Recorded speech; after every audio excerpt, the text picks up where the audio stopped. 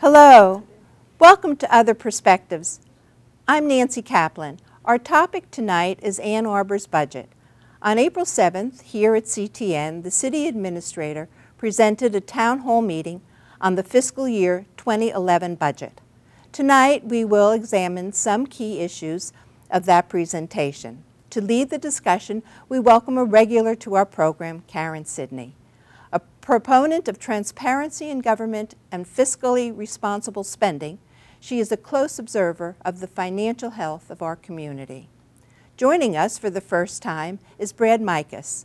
Brad is a graduate of U of M with an accounting degree. He too has been closely following and questioning the financial transactions of many committees, commissions, and of City of Ann Arbor government. Welcome, Karen and Brad. Thank you. The presentation by the city administration began by highlighting the decrease in general fund revenue, pointing out that fiscal year 10 was 4.3 less than the year before, and the downturn is projected to continue to fiscal 11 for a loss of another 5.3 million in the general fund revenue. And staffing levels have been cut 25% in the past 10 years. So this has been the primary method of budget reduction, it seems.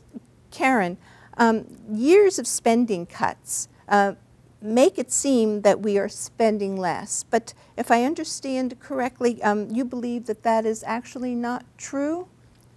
Yes, that's correct. If you look at the audited financial statements, that is real spending instead of a budget, you will find that every year the city spends more than it did the year before.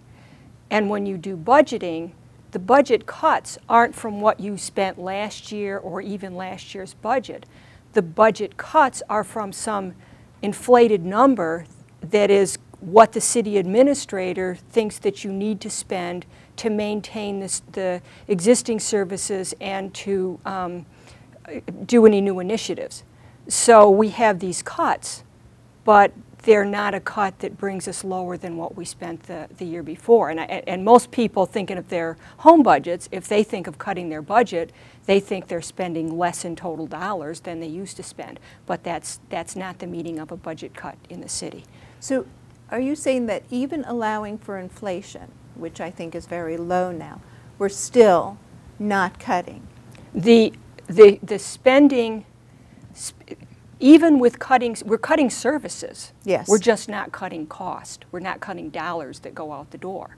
So the spending from at least the audit period, which ends in fiscal year 09, when we have real numbers that are audited, shows that expenses are going up at about the rate of inflation, but we're getting less services for it. Okay. All right. Okay. So the primary cuts continue to be in safety services, right? And last year, 24 sworn officers and 2 dispatchers left the police force through retirement and a buyout at a cost of $4.9 million from the general fund. Brad, what cuts are being recommended for this budget? Excuse me. For the police and the fire specifically, because those are the major concerns, I think. Right, those are the major concerns because they directly involve public safety. Yes. And they're also some of the largest, not some, they are the largest items in the general fund budget.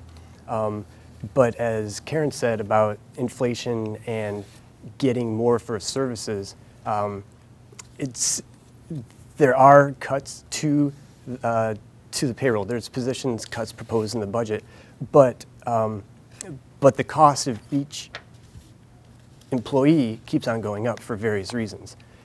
Specifically, I looked at the budget for the police services, and it looks like the patrol function, the budget has increased quite a bit for that, but and also parking enforcement, which there's something with the DDA on that, but that's also increasing. But some of the items that are being eliminated is community affairs, some public safety grants, a special victims unit, and also the State Street Patrol. And so while there's cuts overall in the police, some departments are actually getting an increase.